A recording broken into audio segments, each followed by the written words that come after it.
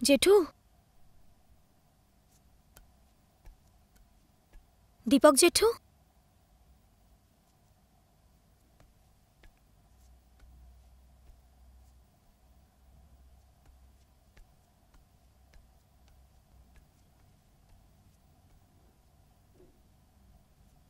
জেঠু কি হয়েছে? জেঠিমা কই? হাসপাতালে দিয়ে এলাম। ডাক্তার বলল আর খুব বেশি দিন। জেঠু কি করা যাবে? যে কটা দিন অন্তত সময় পাওয়া যায়।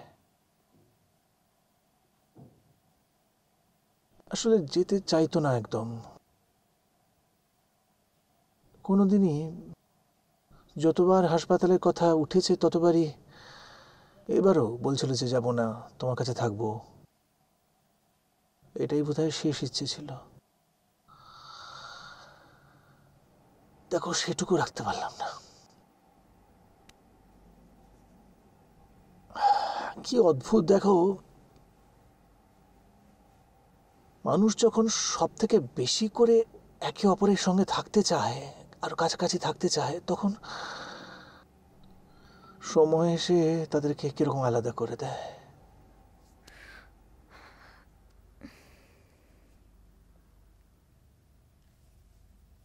শুয়ে বসে থাকতো, কিন্তু সব দিকে নজর থাকতো তো সংসারের।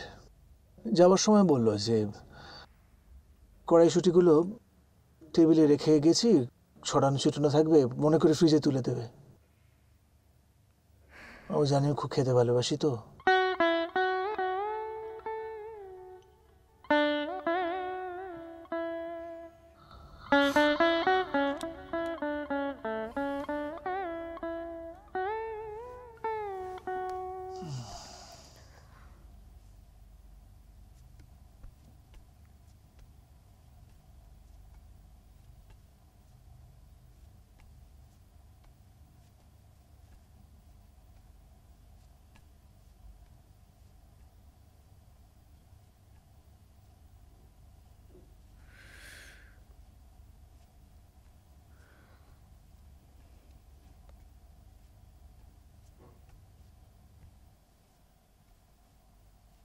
জেঠু,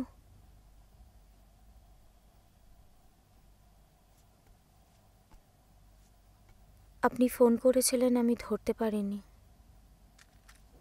হ্যাঁ, আসলে কুণাল ছিল আমার সাথে, ওই গিয়েছিল।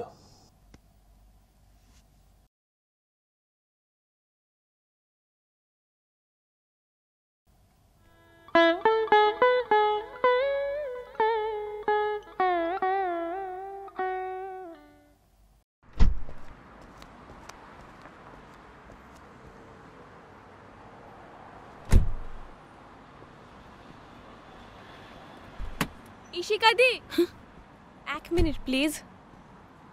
ঋতু, তুমি এখন এই সময়? অ্যাকচুয়ালি তোমাকে এটা দেওয়ার ছিল। আসলে কুনাল তোমার পেন্টিংসগুলো নিয়ে একটা এক্সিবিশন অর্গানাইজ করে তোমায় সারপ্রাইজ দেবে ভেবেছিল, and he is very proud of you, of your paintings.